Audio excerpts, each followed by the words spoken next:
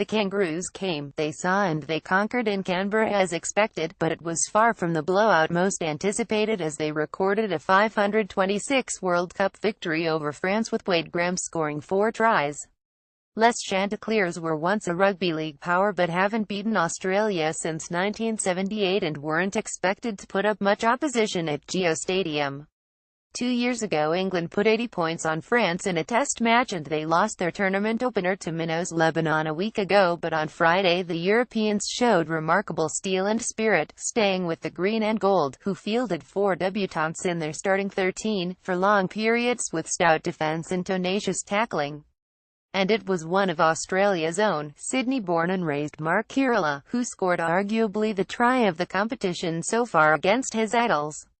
The 27-year-old got France's only try with a brilliant 95 meters run, stepping defenders left and right, in the first half. It was a magical moment the former Roosters fullback will never forget. "We can't be happy with the score, but we're happy with the effort," France coach Aurélien Colony said afterwards. "We changed a lot of things from last week. They have played like a team. We were strong in the middle. We never thought the game was lost. This game today was the perfect game to prepare for England." Colony's counterpart, Mal Meninga, was equally impressed by the French performance. "I thought France were fantastic tonight," he said. "They gave us a bit of a battle. I was really pleased with the respect our players showed to the French. I would think their coach and their players would be very, very happy with their performance. They'll give the English a run for their money." The Kangaroos got off the mark in the 12th minute thanks to Graham's first. The bullocking Cronulla forward bulldozed past a few opponents on his way to the line, and it would be a constant theme in the nation's capital, as Graham claimed a first-half hat-trick in just 31 minutes in a dominant display. In the 14th minute the Sharks' back rower grabbed his second after he finished off a routine short-side, inside play from Cameron Smith to Billy Slater. At 100 the Australians thought the floodgates would open and the French would capitulate. They didn't. Colony's team, hurt by that 11-point upset loss to Lebanon, stayed in the grind and scrambled well. Then Kirilla injected himself into the match with his piece of solo magic. That stellar 4-pointer woke the Kangaroos up somewhat and they responded with 2 quick tries before the first half finished. Graham's third came thanks to David Klemmer offload right on France's try line.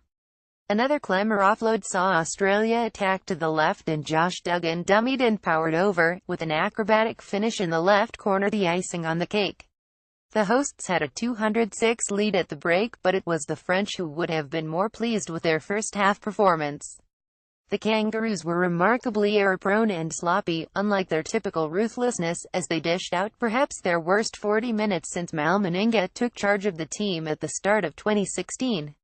Their play unsurprisingly stepped up several notches in the second half and it took just 3 minutes for Australia to score, debutant Cameron Munster slipping past an opponent on the left edge.